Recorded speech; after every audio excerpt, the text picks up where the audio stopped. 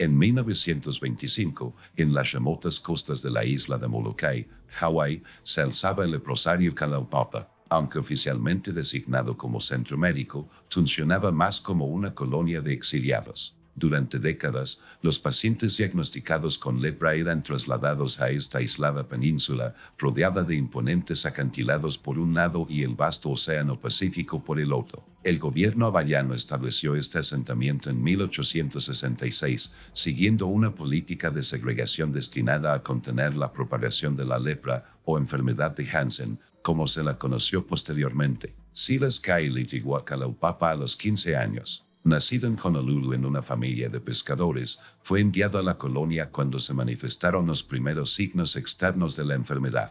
Su historial médico, obtenido años después durante la investigación, indicó que Silas había mostrado signos de desapego social desde temprana edad. Se documentaron episodios de delirios y reacciones paranoides, pero no se le había realizado ninguna intervención psiquiátrica seria antes de su traslado a Kalaupapa. El centro operaba bajo estrictos protocolos. El contacto con el exterior era muy limitado. Los barcos de suministros llegaban mensualmente, trayendo artículos de primera necesidad y, ocasionalmente, nuevos pacientes, pero rara vez traían a alguien de vuelta. El personal médico rotaba trimestralmente y se realizaban inspecciones gubernamentales 2 veces al año. Más allá de estas ocasionales infracciones de aislamiento, Kalaupapa existía como un mundo en sí mismo. Los residentes vivían en pequeñas estructuras de madera organizadas en barrios. Mantenían jardines, celebraban servicios religiosos y formaban una comunidad unida por su condición común.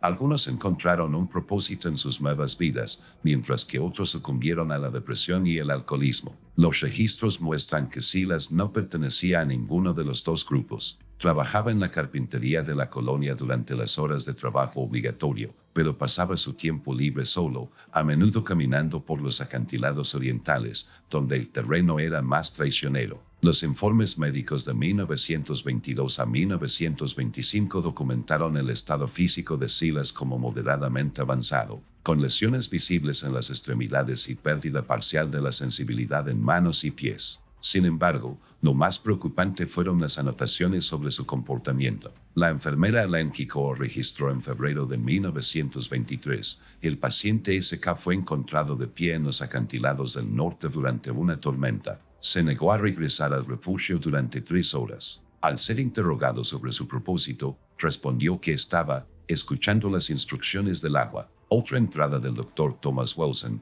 de octubre de 1924, afirmaba: el paciente continúa presentando comportamientos inusuales. Se encontraron colecciones de insectos muertos dispuestos en patrones geométricos debajo de su cama. El paciente afirma que son mensajeros y que deben conservarse en el orden correcto. Se recomienda una evaluación psiquiátrica. No existe constancia de dicha evaluación en los archivos accesibles. A principios de 1925, Silas había desarrollado una rutina que minimizaba su interacción con los demás. Trabajaba eficientemente pero en silencio, comía solo y pasaba cada vez más tiempo en zonas aisladas de la península. Los informes del personal indican problemas mínimos con el cumplimiento de las normas de la colonia, describiéndolo como tranquilo y sin problemas, aunque varios señalaron su mirada inquietante y su tendencia a aparecer repentinamente en lugares inesperados. El aislamiento físico de Kalaupapa se veía reforzado por sus barreras naturales. La península estaba separada del resto de Molokai por una pared de acantilados de 500 metros de altura,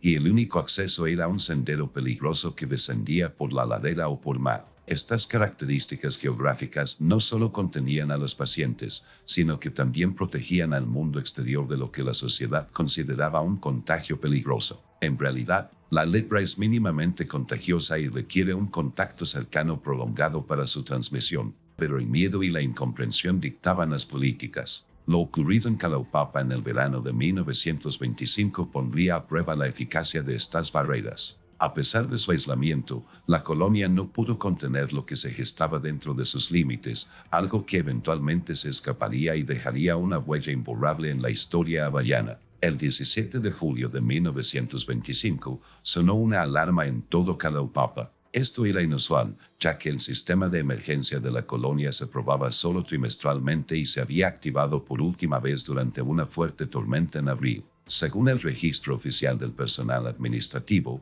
la alarma fue activada a las 5:43 de la mañana por el oficial de seguridad Martin Kealoha, quien había descubierto una escena inquietante durante sus rondas matutinas. En el edificio de suministros médicos se encontraron 3 cadáveres. Las víctimas fueron identificadas como el Dr. Richard Hoffman, médico jefe del centro, Helena Nakamura, enfermera jefe, y James Purcell, oficial de seguridad nocturno. Las primeras pruebas indicaron que las muertes ocurrieron entre la medianoche y las 3 de la mañana. El informe oficial, que permaneció clasificado hasta 1967, documentó la escena con gran detalle clínico. El Dr. Hoffman fue encontrado en su oficina, sentado en su escritorio. Se determinó que la causa de la muerte fue una laceración profunda en la garganta que seccionó la arteria carótida. El arma, que se cree era un bisturí quirúrgico, desapareció del lugar de los hechos. Helena Nakamura fue encontrada en la sala de reconocimiento contigua, con múltiples puñaladas en el pecho y el abdomen. El cuerpo de James Purcell fue localizado en el pasillo entre las 2 salas, con un traumatismo contundente en la parte posterior de la cabeza, compatible con el golpe de un objeto pesado. Identificado posteriormente como un soporte de microscopio de latón hallado cerca, cubierto de sangre. Lo que hizo el incidente particularmente inquietante fue la metódica disposición de los objetos en la escena. Los expedientes médicos estaban apilados en torres precisas en el suelo, los medicamentos estaban organizados por color en lugar de por tipo en los estantes, y pequeños instrumentos médicos estaban dispuestos en espiral sobre los mostradores. Un triángulo había sido dibujado en la pared con lo que parecía ser sangre, con extrañas marcas en su interior que nadie en las instalaciones pudo identificar. La colonia fue inmediatamente puesta en confinamiento. Todos los pacientes fueron confinados en sus habitaciones mientras el personal realizaba un recuento de personal en todo el centro. Fue durante este proceso que se hizo otro descubrimiento alarmante.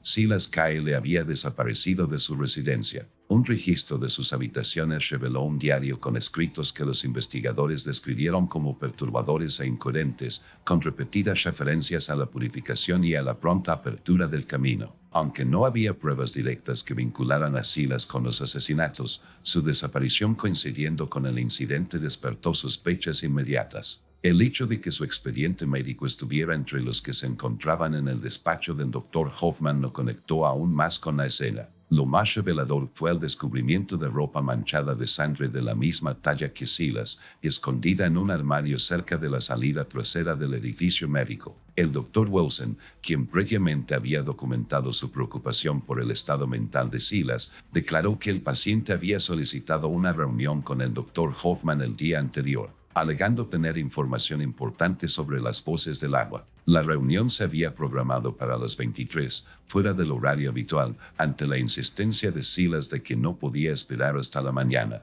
Un equipo de emergencia llegó de Honolulu a media tarde. Confirmaron que Silas había salido de la península. Se encontraron huellas que coincidían con su tamaño y forma de andar a lo largo de la base de los acantilados, en dirección este, hacia la densa selva de Molokai. Como logró escalar la pared casi vertical del acantilado seguía sin explicación, aunque los guías locales sugirieron que existían antiguos senderos conocidos solo por los hawaianos nativos que podían servir de paso a alguien familiarizado con la zona. El gobierno territorial hawaiano emitió una alerta sobre Silas Kyle, describiéndolo como peligroso y potencialmente inestable. El boletín incluía su descripción física: hombre, 23 años, 1,80 metros, aproximadamente 72 kilogramos, con lesiones visibles de lepra en la cara, brazos y manos. Se instaba a cualquier persona que lo viera a mantener la distancia y contactar a las autoridades de inmediato, enfatizando tanto el peligro potencial que representaba como el temor erróneo al contagio. Los equipos de búsqueda recorrieron la costa este y la selva interior de Molokai durante 3 días, pero no encontraron más rastros de Silas. La densa vegetación, el terreno accidentado y las numerosas cuevas ofrecían amplios escondites. La búsqueda se redujo finalmente y continuaron las patrullas periódicas en las zonas pobladas. A efectos prácticos, Silas Kyle había desaparecido. Durante los 42 días posteriores a su fuga de Kalaupapa, no se confirmó el avistamiento de Silas Kyle. Las autoridades mantuvieron la alerta activa, pero al transcurrir las semanas sin incidentes, la urgencia de la búsqueda disminuyó. El gobierno territorial, preocupado por el posible impacto en el turismo, comenzó a minimizar la amenaza, sugiriendo que Silas probablemente había fallecido en el desierto o se había ahogado al intentar nadar hacia otra isla. El 29 de agosto de 1925 se produjo el primer avistamiento verificado tras la fuga. Kalani Maue, un agricultor de la región oriental de Molokai, informó haber encontrado a un hombre que coincidía con la descripción de Silas mientras revisaba sus campos de taro al anochecer. En su declaración a las autoridades, Maui describió al hombre como extrañamente delgado con ojos que parecían reflejar la luz como los de un animal. Observó al hombre de pie en el límite del bosque, vigilando la granja donde la familia de Maui preparaba la cena. Cuando Maui gritó, la figura se retiró entre los árboles. Tras el incidente, Maui encontró marcas inusuales talladas en varios árboles que rodeaban su propiedad, similares a las descritas en el centro médico. También descubrió una pequeña colección de objetos dispuestos en círculo, una muñeca de niño sin ojos, 3 mariposas muertas con las alas en la misma posición y un trozo de coral con forma de media luna. Las autoridades locales investigaron, pero no encontraron más evidencia de la presencia de Silas. Intensificaron las patrullas en la zona durante 2 semanas, durante las cuales no se reportaron más avistamientos. Sin embargo,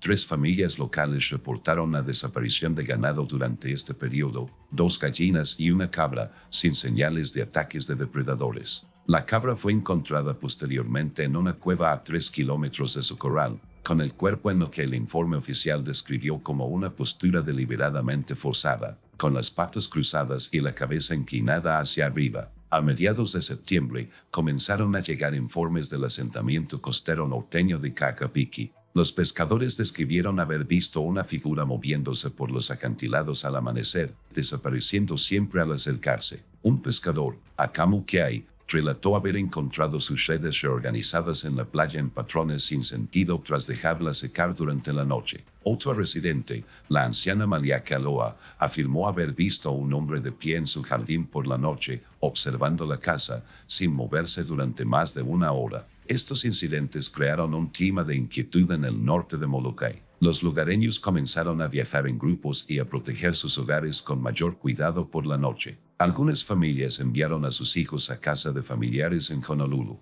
Las autoridades territoriales respondieron enviando 2 agentes adicionales a la región, pero su presencia no logró calmar los temores. Lo que surgió de los relatos de los testigos fue un patrón de comportamiento que sugería que Silas no solo se escondía, sino que observaba. Parecía estar estudiando las comunidades, aprendiendo sus rutinas y, ocasionalmente, dejando lo que algunos interpretaron como mensajes mediante objetos y esculturas. El Dr. Leonard Thurston, psiquiatra consultado por el equipo de investigación, sugirió que estos comportamientos indicaban que un individuo intentaba establecer una nueva forma de comunicación tras rechazar la interacción social convencional. El 23 de septiembre, Silas fue avistado cerca de un manantial de agua dulce, aproximadamente a 3 millas de Cacapiqui. 2 adolescentes que recogían agua describieron haber visto a un hombre bañándose en la piscina. Observaron que era delgado pero parecía fuerte, con lesiones visibles en la piel. Al notar su presencia, no intentó huir, sino que los miró fijamente antes de sumergirse lentamente por completo en el agua. Al no emerger después de varios minutos, los jóvenes, asustados, corrieron a reportar el incidente. Cuando las autoridades investigaron, no encontraron a nadie en el manantial, pero descubrieron un pequeño refugio construido con ramas y hojas de palma en las cercanías. Dentro se encontraban objetos que parecían haber sido recolectados de diversas fuentes: hilo de pescar, un cuchillo de vidrio volcánico, varios recipientes y un cuaderno con páginas dañadas por el agua. Se determinó que el escrito en el interior era de Silas, con entradas que alternaban entre lúcidas observaciones sobre técnicas de supervivencia y pasajes inquietantes sobre la gente del agua y mensajes en las olas. A finales de septiembre, Silas había establecido un territorio que abarcaba aproximadamente 15 millas cuadradas de la costa y el bosque del norte de Molokai. Había salido del aislamiento, pero permanecía apartado de la sociedad, observaba, pero rara vez participaba. Esto cambiaría drásticamente cuando su camino se cruzó con el de Avis Lavinia. Avis Lavinia no encajaba en el perfil típico de una residente hawaiana en 1925. A los 22 años, se había mudado a Molokai desde el continente apenas 18 meses antes con su madre, Eleanor Lavinia, tras la muerte de su padre. Se establecieron en Cacapiqui, donde Eleanor encontró trabajo como maestra de escuela. Según relatos de la comunidad, Abby se hizo notar de inmediato en el pequeño asentamiento. Su tez clara, cabello rubio claro y modales refinados la diferenciaban de la población hawaiana, predominantemente nativa. Los registros locales describen a Avis como una persona culta y elocuente, tras haber cursado 2 años en una universidad femenina en California antes de que circunstancias familiares obligaran a su reubicación. Asistió a su madre en la universidad y fue voluntaria en la pequeña clínica comunitaria, donde demostró lo que la enfermera Ruth Canoa describió como una capacidad excepcional para conectar con los pacientes más atribulados. Esta cualidad se hizo evidente en su interacción con varios miembros de la comunidad a quienes otros evitaban: un hombre con quemaduras faciales graves, niños con discapacidades del desarrollo y residentes mayores cuya demencia les causaba comportamientos perturbadores. Múltiples testigos declararon posteriormente que Avis parecía sentirse atraída por aquellos que la sociedad había marginado, mostrando lo que el reverendo Joseph Kealoha llamó el celo de un misionero por la salvación de las almas dañadas. La primera conexión documentada entre Avis y Silas ocurrió el 3 de octubre de 1925. Avis había desarrollado la costumbre de pasear al atardecer por el sendero costero norte. Esa noche en particular, según su declaración posterior a las autoridades, notó que alguien la observaba desde la línea de árboles. En lugar de retirarse, se acercó. Describió el encuentro en su diario, que fue recuperado durante la investigación. Lo vi claramente en la penumbra, delgado, con visibles marcas de su enfermedad, pero con una intensidad en la mirada que denotaba una completa conciencia. Cuando me acerqué, no echó a correr. Simplemente me observaba, con la cabeza ligeramente ladeada, como si fuera un rompecabezas por resolver. Le hablé con suavidad, como si se tratara de un animal herido. Le pregunté su nombre, aunque ya sospechaba quién era por los rumores que circulaban por el pueblo. No respondió con palabras, sino que asintió levemente cuando le dije: «Eres Silas, ¿verdad?». Antes de irse, dejó algo sobre una roca entre nosotros, un pequeño arreglo de flores y piedras con un diseño que no entendí. Dejé mi pañuelo al lado. Cuando regresé a la mañana siguiente, ambos habían desaparecido. Este primer encuentro marcó el inicio de lo que los testigos describieron como una extraña relación. Avis empezó a dejar pequeños paquetes de comida, vendas limpias y ropa en la linde del bosque. Estos objetos desaparecían de la noche a la mañana, a veces reemplazados por objetos que Silas había creado o coleccionado, intrincados grabados, inusuales formaciones de piedra o arreglos de materiales naturales que parecían símbolos escritos. Eleanor Lavinia se enteró de las actividades de su hija a mediados de octubre y expresó su preocupación, tanto a Avis directamente como a las autoridades locales. El agente Keoni Mailona documentó una visita a la casa de Lavinia el 17 de octubre, durante la cual Eleanor informó que Avis se estaba obsesionando con la fugitiva y pasaba cada vez más tiempo fuera de casa. Al ser interrogada, Avis sostuvo que estaba ayudando a alguien que necesita compasión, no persecución. A medida que avanzaba octubre, comenzaron a ocurrir sucesos inquietantes en las cercanías de Cacapiqui. Un danzón nene fue encontrado muerto cerca del pozo comunitario, destrozado y dispuesto de forma específica. Días después, se descubrió un cerdo estrangulado cerca del sendero que Avis recorría habitualmente. Una semana después, se encontró un gato colgado de la rama de un árbol cerca de la casa de Lavinia. Cada incidente coincidió con las excursiones de Avis al bosque, lo que llevó a algunos miembros de la comunidad a relacionar sus interacciones con Silas con estos sucesos. Al ser confrontada por su madre sobre estos sucesos, Avis supuestamente defendió a Silas, alegando que lo incomprendieron y que las muertes de los animales eran parte de su proceso de comunicación. La correspondencia privada de Eleanor con su hermana en California, recuperada durante la investigación, expresaba una creciente alarma. Avis habla de él como si poseyera una profunda sabiduría. Afirma que le está enseñando a oír las voces del agua. Me temo que ha idealizado su enfermedad y aislamiento hasta el punto de caer en un peligroso delirio.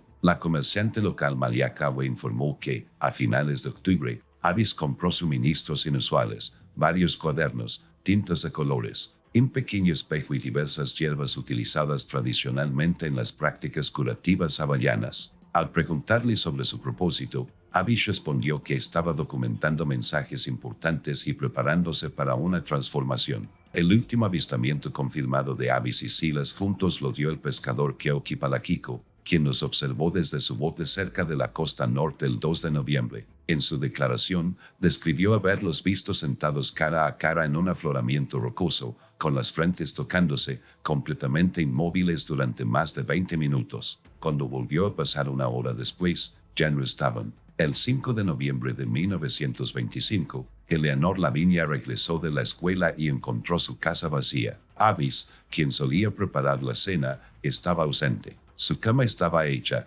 su ropa colgada cuidadosamente en el armario y su diario estaba abierto sobre su escritorio con una última anotación fechada esa mañana. Hoy lo entiendo todo. Los patrones, las disposiciones, los símbolos, nunca fueron aleatorios. Forman un lenguaje más antiguo que las palabras, una forma de saber que existe más allá de nuestros sentidos limitados. Ese me ha enseñado a escuchar correctamente. El agua habla constantemente, simplemente hemos olvidado cómo oír. Voy a donde las voces son más claras. Quizás regrese cuando haya aprendido lo suficiente para explicarlo, pero sospecho que una vez que se cruza este umbral, volver a la antigua forma de ser se vuelve imposible. Eleanor contactó de inmediato a las autoridades locales. El agente Mailona organizó un grupo de búsqueda que peinó los alrededores hasta el anochecer, sin encontrar rastro de Avis. La búsqueda se reanudó al amanecer del día siguiente, ampliándose a la costa norte y las zonas forestales donde Silas había sido avistado previamente. En el segundo día de búsqueda, el rastreador Keanu Pala descubrió un trozo de tela enganchado en un arbusto espinoso a unos 5 kilómetros de Kakapiki. La tela coincidía con un vestido de Avis. Cerca de allí, los investigadores encontraron huellas que indicaban que dos personas habían transitado juntas por la zona. Una coincidía con la talla y la zancada de Avis y la otra con el patrón de marcha documentado de Silas. El sendero se adentraba más en el interior de Molokai, hacia una zona de cuevas y barrancos formados por antiguos flujos de lava. A medida que el terreno se volvía más traicionero, las huellas desaparecían de la dura superficie volcánica. Tras 5 días de búsqueda intensiva que abarcaron más de 30 kilómetros cuadrados, no se encontró ninguna otra evidencia de Avis ni de Silas. El 15 de noviembre, las autoridades federales intervinieron tras establecerse vínculos entre los asesinatos de Kalaupapa y la desaparición de Avis. Agentes de la Oficina de Investigación llegaron a Molokai y ampliaron significativamente la operación de búsqueda, incorporando recursos adicionales, como perros adiestrados y rastreadores experimentados en áreas silvestres.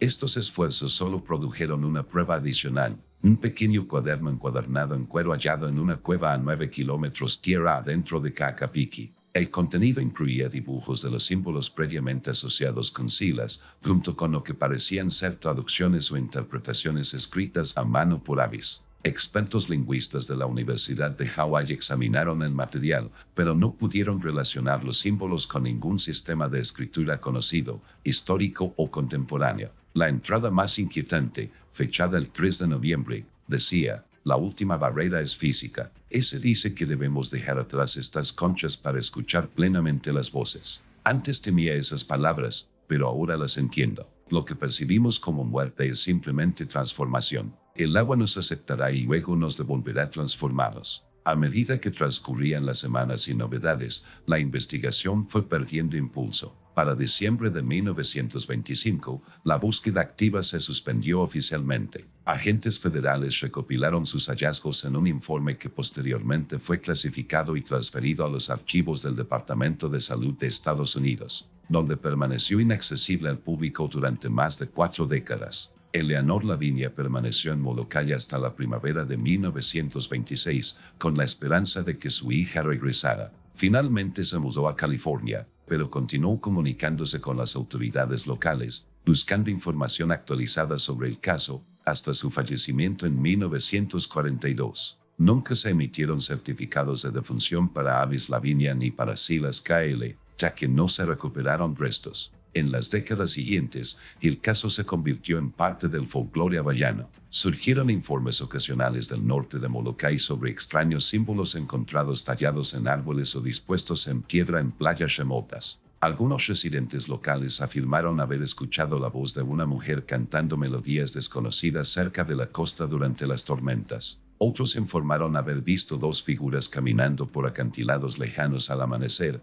desapareciendo siempre al acercarse. Los antropólogos que estudiaron el caso en la década de 1970, tras la desclasificación de los archivos, sugirieron que los símbolos de Silas podrían representar un intento de crear un sistema de lenguaje personal, un fenómeno bastante común entre personas que experimentan aislamiento severo y psicosis. Propusieron que Avis, quien había demostrado propensión a idealizar a personas marginadas, se vio psicológicamente envuelto en el sistema delirante de Silas. La explicación más probable, según la postura oficial de las autoridades hawaianas, es que ambos individuos perecieron en la naturaleza, ya sea por accidente o mediante un pacto suicida sugerido por las últimas anotaciones del cuaderno de Silas. Sin embargo, sin los restos recuperados, el caso permanece oficialmente sin resolver. Hasta el día de hoy, excursionistas en zonas remotas del norte de Molokai reportan ocasionalmente el hallazgo de pequeños arreglos de piedras, conchas y materiales vegetales dispuestos en patrones geométricos que guardan un sorprendente parecido con los símbolos documentados en el caso KL. Aún no se ha determinado si se trata de engaños deliberados, formaciones naturales fortuitas o algo completamente distinto. La sombra de Kalaupapa, tanto el lugar físico como el aislamiento psicológico que representaba, continúa influyendo en las percepciones de este caso sin resolver, que se erige como uno de los capítulos más enigmáticos de la historia criminal hawaiana.